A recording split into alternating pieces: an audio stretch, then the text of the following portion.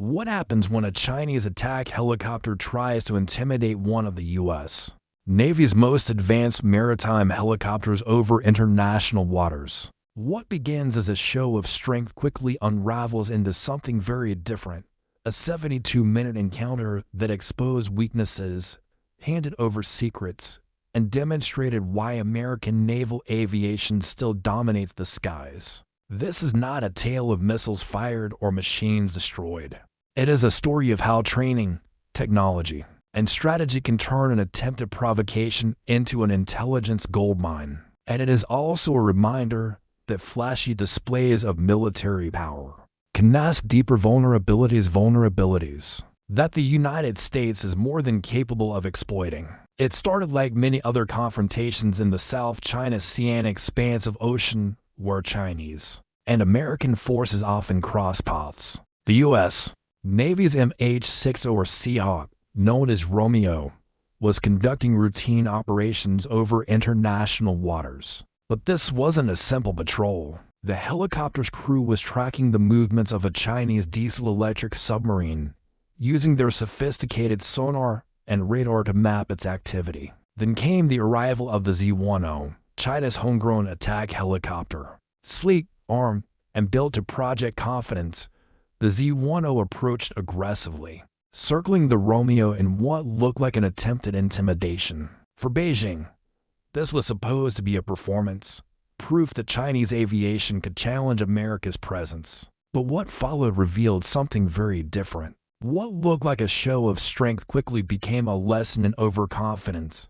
The MH-60R is no ordinary helicopter. It is the crown jewel of U.S. Navy rotary aviation, purpose-built for anti-submarine and anti-surface warfare. Equipped with the APS-153 radar, the ALQ-210 electronic support suite, and a full spectrum of acoustic sensors, it can monitor everything from radar emissions to underwater noise signatures. As the Z-10 circled, the Romeo's crew stayed calm. They weren't just observing, they were recording. Every radar frequency, every infrared flare, every communication protocol used by the Chinese helicopter was captured and stored.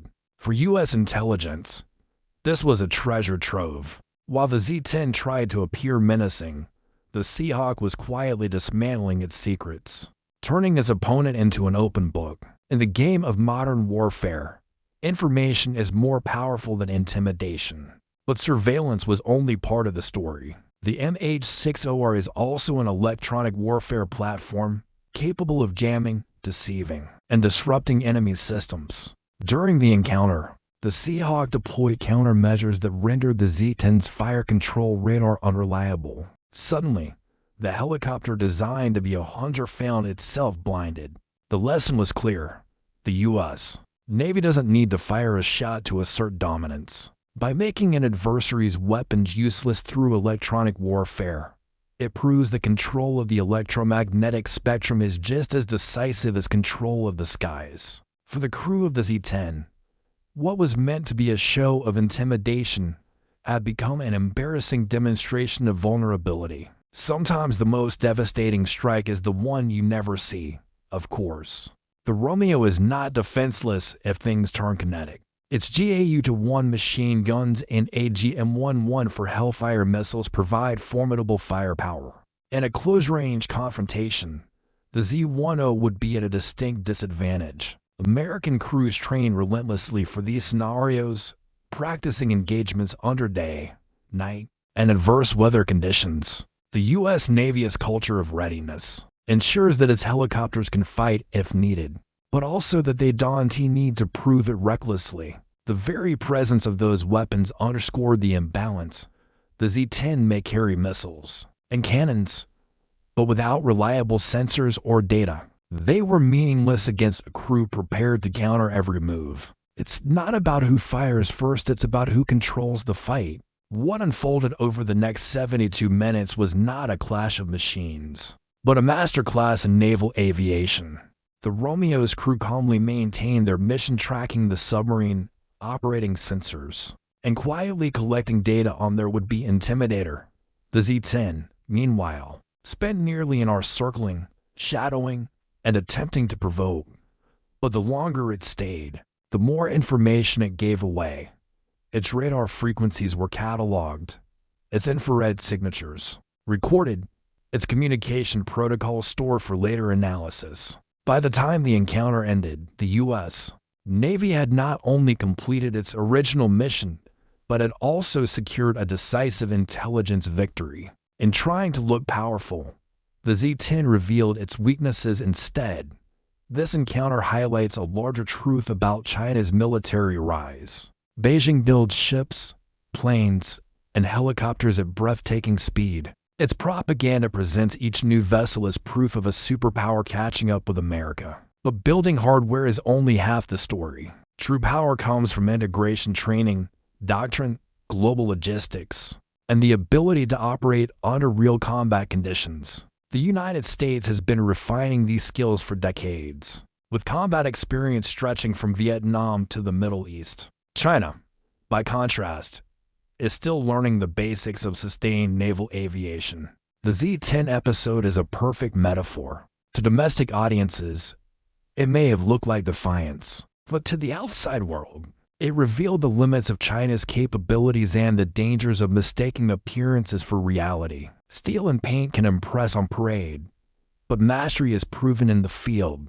So, what does this 72-minute standoff really tell us? First, that the U.S. Navy's combination of advanced technology and relentless training remains unmatched. Second, that China's rush to display power sometimes exposes its vulnerabilities more than its strengths. And third, that in modern warfare, intelligence and electronic dominance are often more decisive than raw firepower. This isn't to say China's military should be underestimated.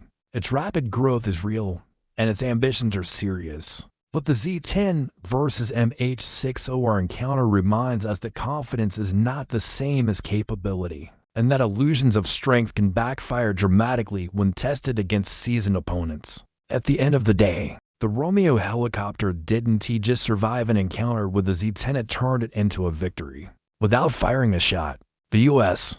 gained valuable intelligence, maintained control, and reminded everyone why American naval aviation remains dominant. The Z-10, on the other hand, walked away with nothing but lost credibility and compromised secrets. What was meant to be a performance of strength became a story of miscalculation.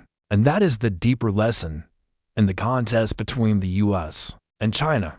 Strength isn't measured by who looks powerful in the moment, but by who actually commands the skies, the seas, and the invisible world of signals and intelligence. So, what do you think? Was this encounter proof that China's displays of strength are more illusion than reality? Or is it only a matter of time before Beijing closes the gap? Share your thoughts in the comments, subscribe for more in-depth analysis, and join me next time as we uncover how technology, strategy, and training are shaping the balance of power in the 21st century.